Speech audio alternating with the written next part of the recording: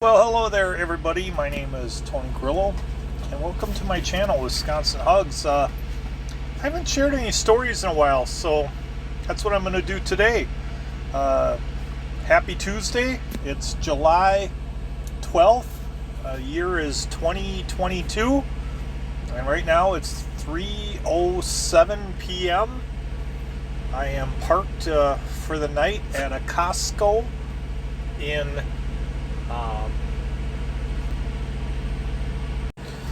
Morris, Illinois, which is to the west of Chicago, and it's on Highway 80, kind of west of Minooka, if you know this area at all. And I have to deliver a partial load of cheese, Wisconsin-made cheese, out here, and then I have to run to a Walmart afterwards and finish delivering that load. So I got two stops tomorrow. So I wanted to share this riddle with you because I love riddles, and you might know the answer. Maybe you do, maybe you don't. I did not know it. I never heard this one before, so I'm going to share it with all of you. A man left home jogging. He jogged a little ways and turned left. He jogged a little ways and turned left.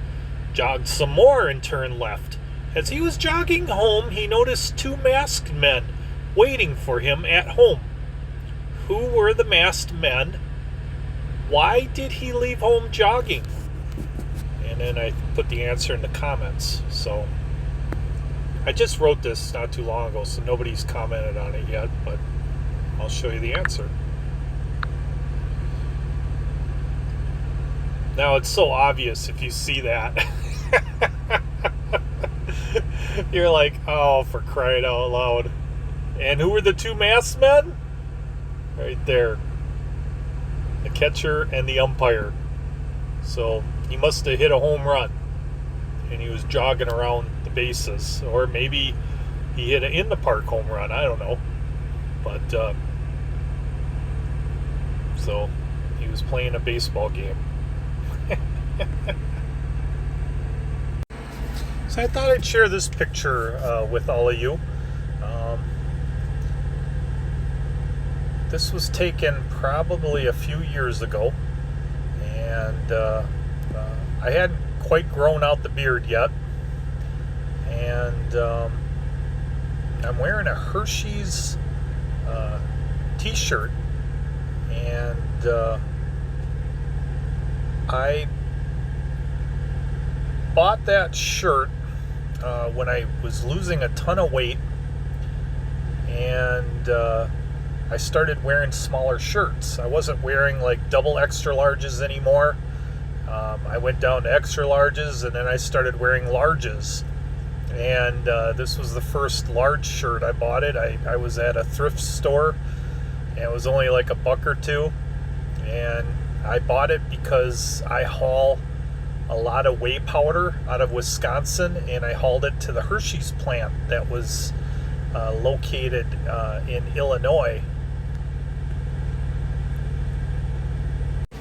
And on this one particular day, November 3rd, 2015, I don't know, I was feeling a little poetic, so I wrote this post.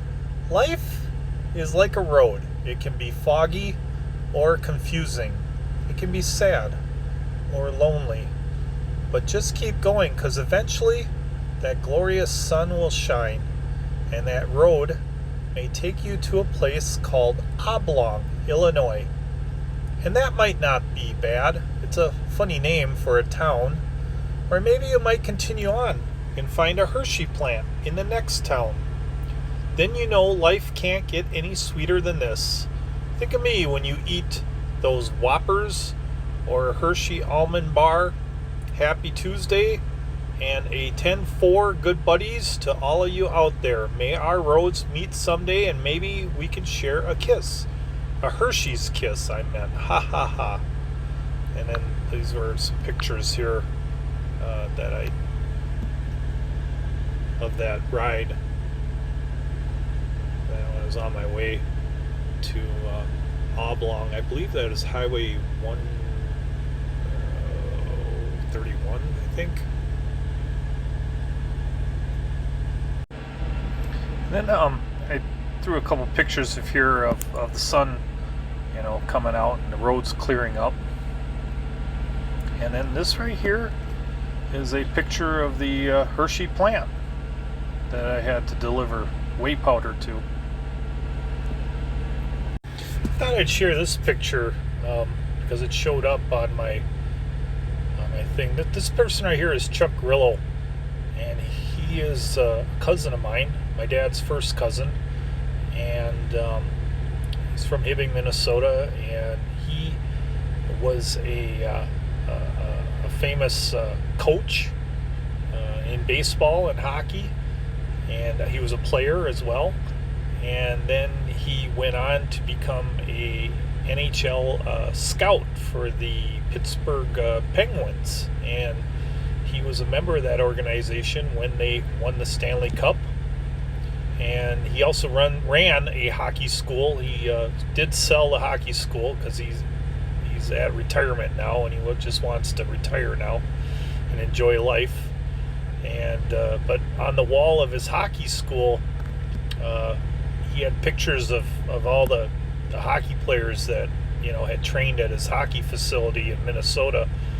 And then there's a picture on the wall of him kissing the Stanley Cup, and he also got a Stanley Cup ring as a member of the Penguins organization. So I went to visit him one summer at his hockey camp, and there he is. I'm wearing actually a hoodie that I bought at his hockey camp, and that's his logo on the top of the baseball hat that I'm wearing. He had this hockey player symbol, Minnesota Hockey Schools, and there he is with his Penguins.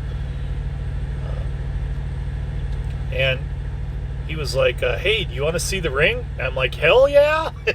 So he let me see his ring. And that is a picture of his Stanley Cup ring that he won. Yeah, it looks like he won that in 2009 when Mario Lemieux, Super Mario, was playing. I think that was the one where they beat the North Stars, that one.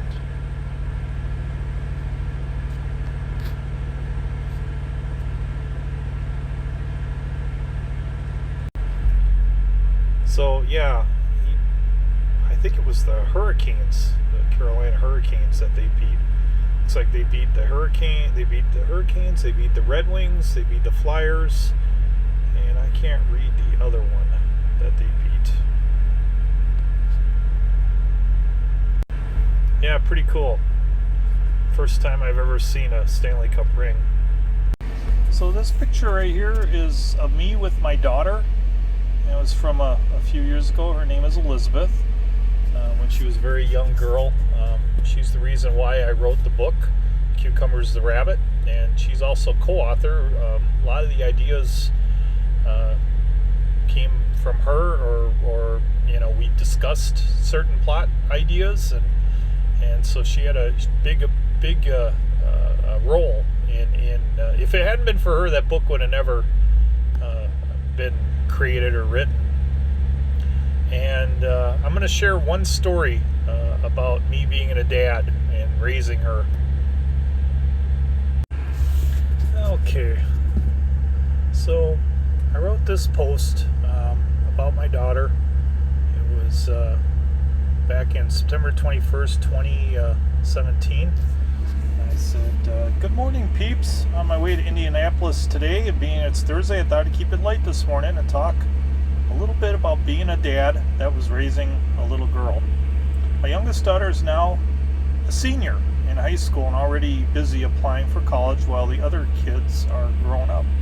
And while they were growing up, I would always tell them, if you ever have a problem, come talk to your old man. Well, I remember one morning my daughter came up to me when she was only like 7 or 8 years old and asked me, Daddy, what do I do if a boy tries to kiss me and I don't want him to kiss me? Well, I already knew who the young boy was. His family was dear friends with my family, and I had just been at a party maybe 2 days ago where the boy's old man was joking about how his son had been caught kissing the neighbor girl. At the time, I thought it was rather funny because it didn't involve my daughter. So I knew the father wasn't going to do anything to stop his son's behavior if my daughter went to him and told him what was going on, because they sometimes hung out together, you know. We would visit their house and they would play together, or you know, we'd visit and they'd come over to our house, vice versa. It switched off, you know. Therefore, I told my daughter that if that young boy tries to kiss you and you don't want to kiss, then you should ask him to stop. If the boy continues to kiss you after you said stop, then I told her you have my permission to kick him in the you-know-where. Well, I got an angry phone call a few days later from the father of the boy. He said, do you know what your daughter did? She kicked my son in the you-know-where. I replied, oh, really? Then I asked him if he had asked my daughter why she kicked his son. He hadn't done that. So I told him that I gave my daughter permission to kick his son in the you-know-where if he kept trying to kiss her after she said no. I know the father wasn't too happy with me, even though I was laughing my butt off, but he was a cool guy and just let it go. And I'll tell you one thing, his son never tried to kiss my daughter again and has grown up to be a fine young man. So now I always tell kids that they should never, ever be afraid to go with their parents if they ever have a problem with anything. But now I add, and hopefully they'll give you a better advice than me.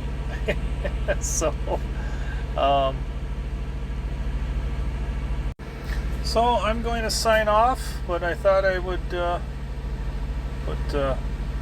end my video here with a shot of me and my dog, DJ. And I hope you all have a great day. Hope you liked my story. Wisconsin hugs.